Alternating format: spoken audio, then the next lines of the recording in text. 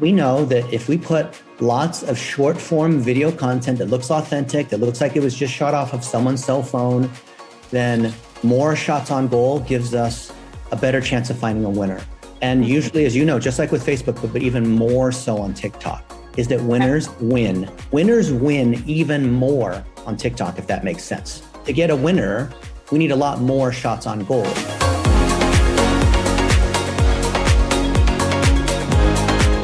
Hello. Hello, how we doing? Good. Hey there. Happy Thursday. Is it Thursday? It feels like Friday though. Monday being a holiday, I'm not quite sure. I was scheduling meetings for Monday. I was like, wow, why is my Monday open? Oh. Monday's There's wild. so much room here, so much time. Oh my goodness, I need the extra day. Dennis, thank you so much for your time. I know that we're grabbing you between meetings and you only have 25 minutes and now 23 minutes. So we'll try to be as prompt as possible. I think we wanted to hit on just a couple things in this. The first thing is just talking about the amount of power hours we think that we need based on the areas that we would love to lean on you and your team in terms of support. Because I think what you had outlined, I think it was 3 power hours, was really helpful, but I think we may want your services in some other capacities as well. So I'll have Jason just talk about those in a minute. And then we have over the past couple of days just been talking internally and then with our TikTok rep that's in the travel vertical about TikTok and the opportunities. And I think we have some more just very clear pointed question in terms of what's going to allow us to get back to Wyndham and say, this is loosely what we think the objective would be, the media KPI. Can we talk to you about, from a business perspective, what you guys would do? We kind of want to share with them or start to bring them in on this is what we think we can do, because that's well to just figure out how much it's all going to cost. So we have a couple specific questions for you on that, if that sounds good. That sounds great. Okay, awesome. So Jason, do you want to talk a little bit about, in addition to the 3 power hours that Dennis talked about, like where we could also use his support so that Dennis is then able to say, you need 4 power hours or whatever it is? Yeah, no problem. I think it largely comes with the actual plumbing, which I think was in phase 2 or power hour 2, and that execution and a little bit more hands-on assistance with that, specifically between us and the Wyndham team, setting up the pixel, making sure it's firing correctly, the right metrics are being passed back appropriately, stuff of that nature.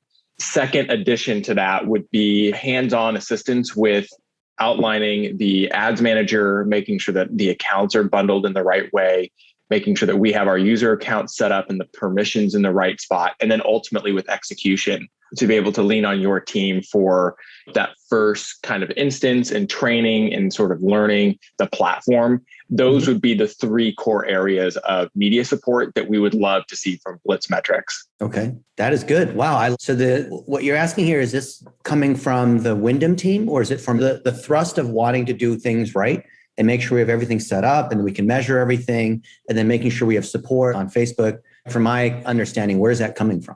And that comes from us. We want to make sure that we're doing it the right way. Ultimately, that helps Wyndham in the long run, but we really take the lead in making sure that the accuracy and the just overall quality of setup and organization is top. If we do want to activate in the future, it's a quick turn. We don't have to jump through any new hoops. There's no additional QA. It's kind of measure twice, cut once type of approach. And that's kind of our way. Okay, so Jason, that makes a lot of sense. So there's a couple of angles there. One is that even though this is a pilot, and the idea of a pilot or a test means, hey, it could work, it could not work. We want to set things up the right way anyway, because internally as Questus and Blitz, we believe that this is a channel that's not going away, and it's going to be a big opportunity, even though this is a pilot. And my understanding is that in the same way we set things up with Facebook with you guys, and we've helped you with the access, and just with any of these channels, there's always random stuff that comes up, right? Oh, how do I get access? Can't configure this one thing, or I'm positive, and let me know if you guys agree. I'm positive that with TikTok, there's going to be the same kind of stuff, if not more, because it's a new platform. And there's going to be stuff that, like in an SOW, you can try to do your best to figure out exactly what things are. But I think in general, there's kind of a support bucket because random stuff will happen. And the TikTok ads platform has a lot of buggy things in there. You think Facebook's buggy. This thing has got all kinds of problems, right? Yeah. That's why it's hard Yeah, I to think- scope out exactly what it is. I love the kind of a la carte.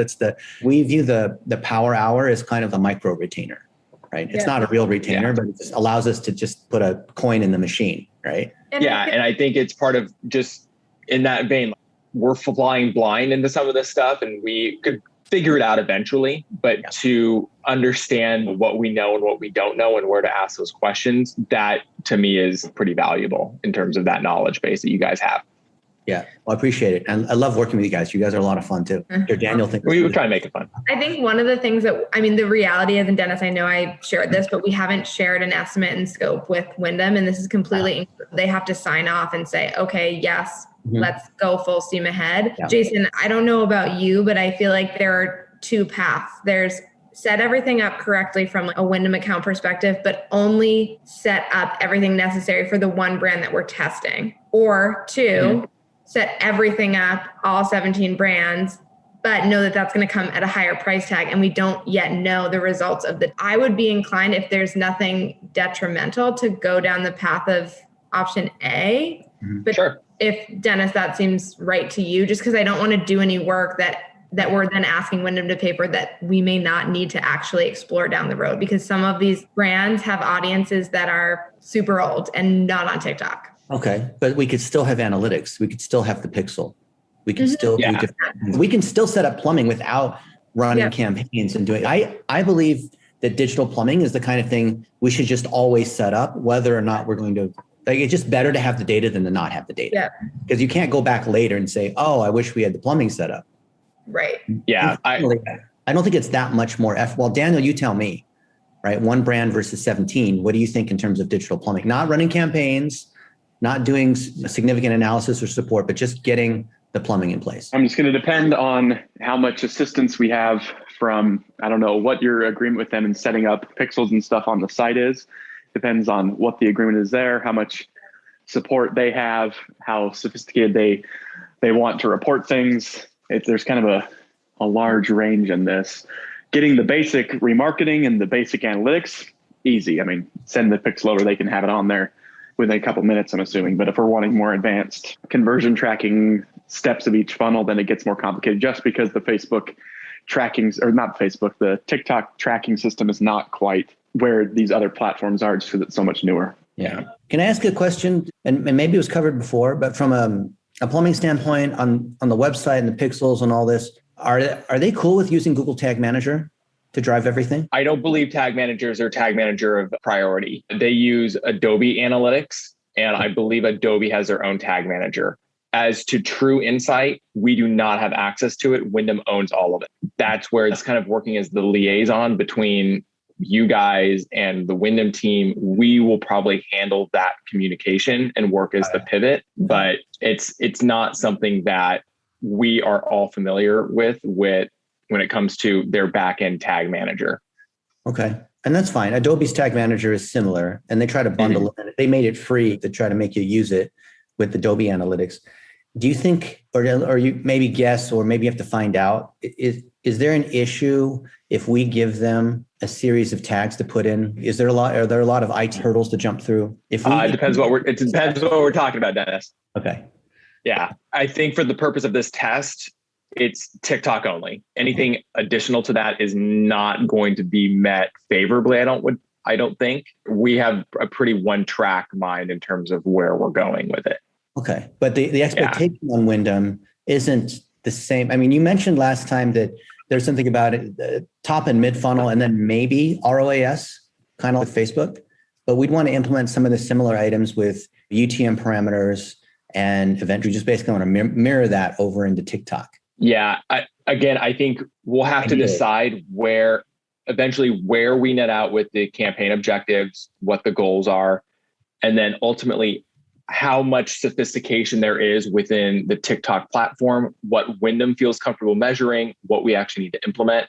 Okay. I don't think we have all of those answers right now.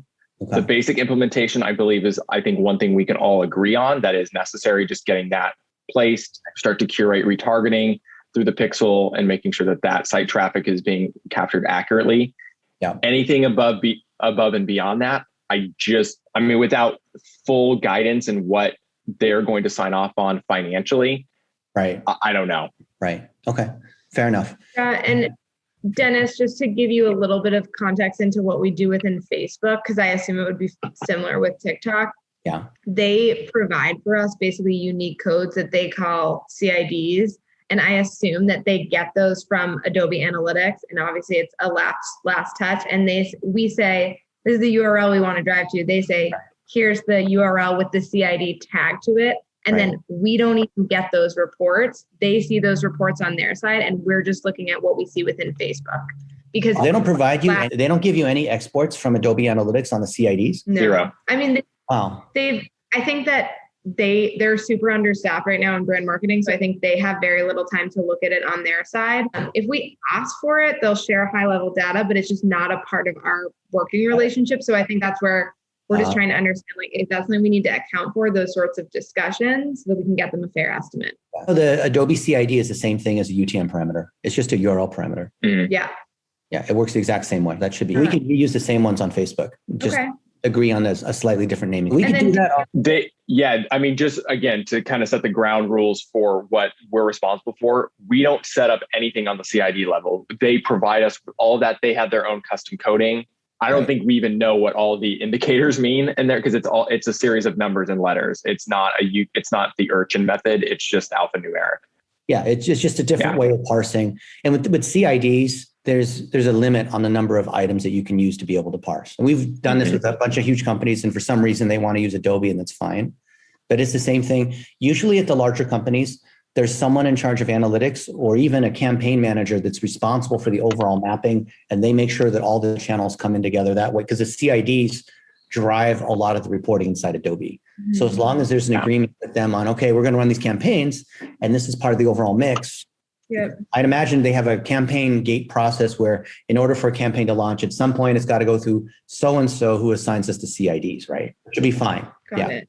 Okay. And then in terms of the support that we'd have from Wyndham, that's again something that we're not super clear on. We know that they helped to set up the Pixel way back when. That predates me, predates Jason.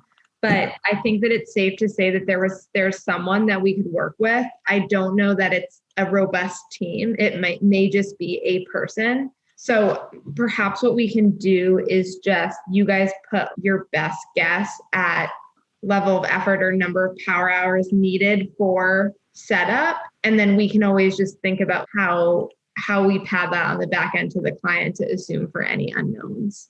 Yeah, Dennis, let me know, because I know in the past we've done, okay, let's set up X number of power hours, and then we kind of chip away at it as the needs kind of arise. I think with Goddard, maybe we did something like over 2 or 3 month period.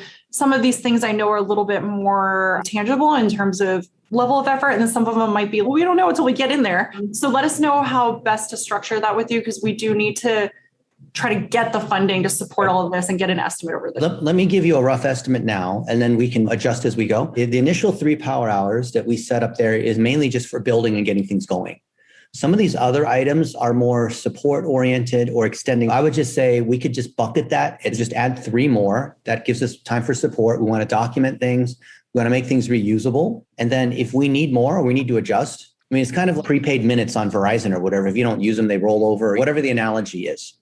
It won't be anything bad, because if we don't use them, then we'll just roll them over to the next one. If we need more, then we'll just add more. That's the whole point of a credit system, the power hours do. So I'm sorry if I missed this, but did we ask Molly if part of it was just also the content creation and how much of that might be bundled into these two? So I think the original, and I'm just looking at my notes. The original was Power Hour 1 was kind of competitive analysis, benchmark, and just discuss and provide guidance on techniques. 2 was the setup of the business center, and then components of digital plumbing, all of that. And then step 3 was creative strategy, and then leveraging the network of influencers to maybe get us to do some videos. And when we first that, we were the one thing missing is making sure that we have, we wanted to check about digital plumbing for all the brands, if that bumps it up.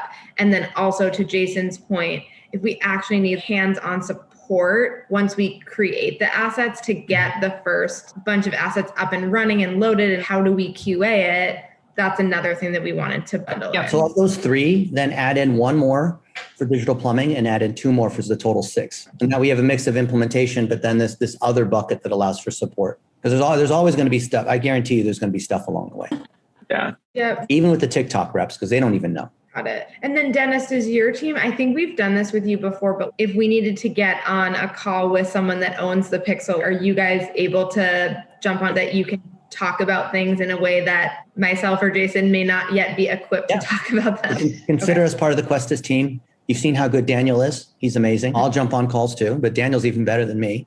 But some people want to have me, Okay. right? Whoever. Love Yeah. it. Okay, perfect. That sounds good. I think we can assume the 6 power hours. That's helpful. And then Jason, I know we had a couple of quick questions just coming out of that meeting we just had. So did you just want to run through those with Dennis quickly? Yes. We had a conversation earlier about kind of what we thought the overall do's and don'ts might be in terms of how we structure and kind of steer Wyndham in a particular direction. How, just from a baseline reporting standpoint, do you guys know the full definition or formulas behind engagements and what that means? Engagement rate, how that's measured, videos, we have almost a working glossary to present to Wyndham.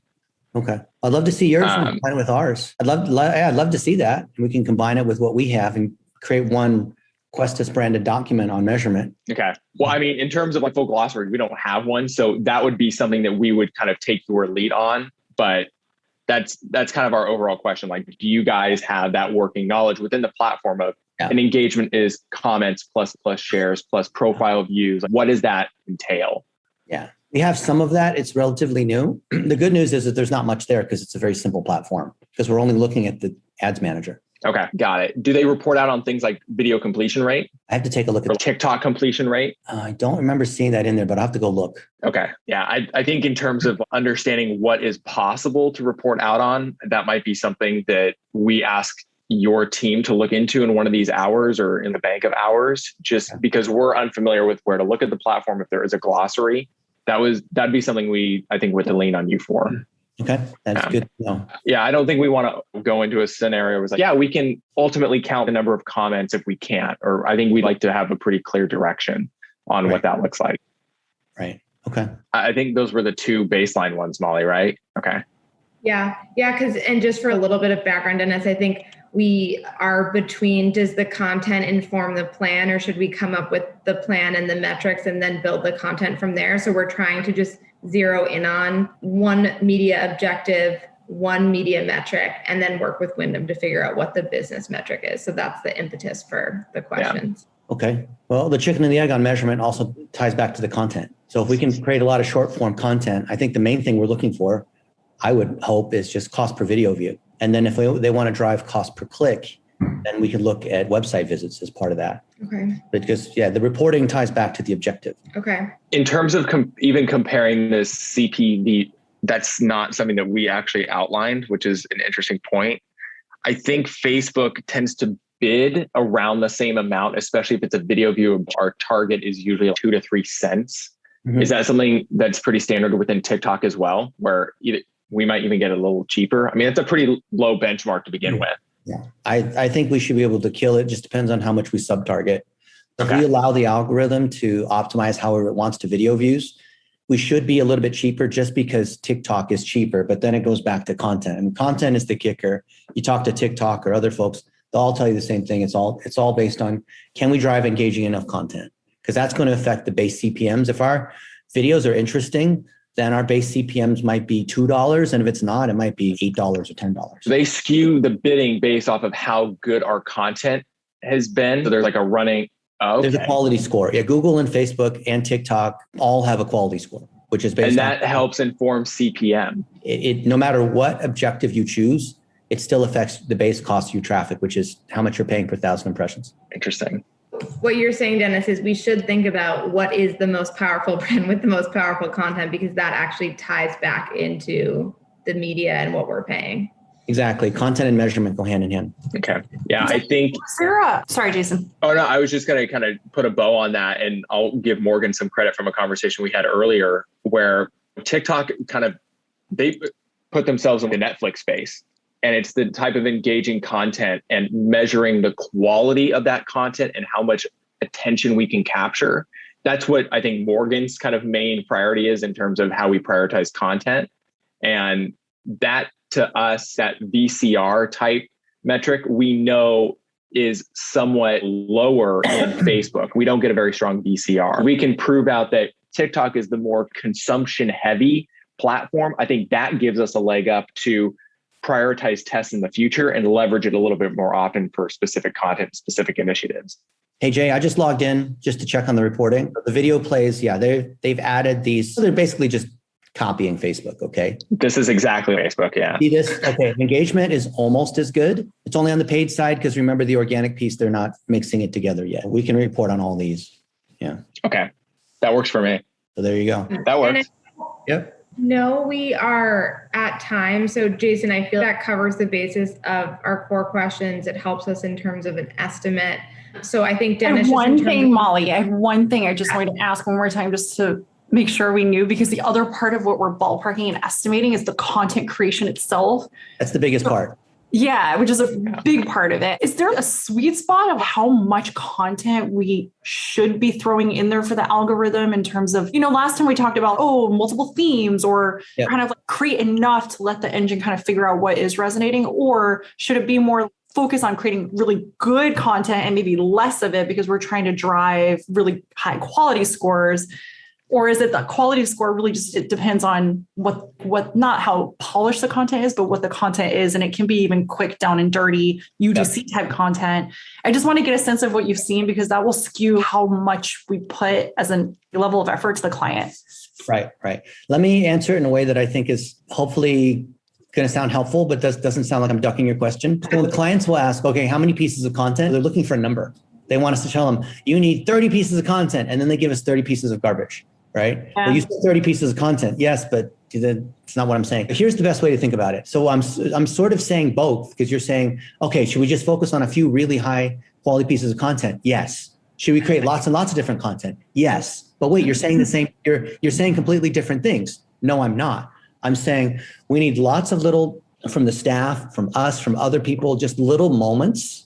And it's hard to capture and script moments, because then you can tell that it's being scripted. Some of these things where people just react in a certain way, or there's a certain view, or people are checking in, or there's a sign, or those kinds of things are hard to really plan out unless you're a Steven Spielberg movie producer kind of person. What we need is the agreement from Wyndham to allow us to produce some items that we then give to them to pick and choose from, because we ask them to produce it, and then we go through this round and round, and we get caught by the brand police, because then once the brand police are involved, then we're never going to get anywhere, because then it's going to be meetings, and then they're understaffed and that kind of thing. That's a good point, actually, Molly, for setting expectations with them of how what type of content we're going to be kind of curating and how that review cycle is going to work. And Dennis, with that said, in our set of 6 power hours, what does that get us with your team in terms of the boots on the ground content creation? If we were as a team to give your team a brief, we would ask our network, which has a few schools in it and a few other organizations, hey, go out to one of these Wyndham properties. We choose one or choose multiple and create some short form video with you there, or with friends of you that are with the employees that are there with their permission. And let's put it all in a Google Drive. We'll review it internally together, pick ones that and then submit those to Wyndham. And then from there, we can edit it. And on average, do you have a sense of how much volume we would get back with your network? Yeah, probably get a couple hundred pieces of content. Okay. All right. I just want to get a sense of what are we looking at when we share this presentation back to the client? Okay. And this is UGC kind of, this is not totally polished content. If they look at this and say, this was produced by an agency, no, this is raw content, which we can then edit and then put it inside TikTok and add effects to it and all that. And Debbie, I know that the TikTok rep that we talked to in travel was typically what they say is that content should be refreshed every 3 to 4 weeks, because sometimes it can reach creative fatigue after 2 to 3. But if it's a really strong piece of content, it might actually not reach it for another 2 months. But we do just have to say to Wyndham, to your point, the more content we make, the more success options we have. And if you need to dial it back, you do, but we're just diminishing the potential success, or I don't know if it's not really viral, like it wouldn't go viral, but I mean, we can discuss burnout and frequency on one of the next calls. But in general, I don't think our budget's big enough for a nationwide audience. Yeah, anytime. for sure. We're spending $100,000 a day. Yeah, we'll burn out in a couple days. Yeah. Okay. This was super helpful. Such good context. Anything else, Molly? Yeah, I was just going to say, so Dennis, just sit tight. I think, Debbie, we just need to make sure that Wyndham's, we can go before we pull Yeah, the sure. trigger. If this is already in the budget, we'd want to and anxious to, but we need to make sure that they're gonna give us the green light, and then Dennis will reach out and be 6 power hours, competitive report. Let's do this. Sounds good. Looking forward to it. Appreciate Stay it, guys. tuned. All right. Thank you guys so much. Thanks, guys.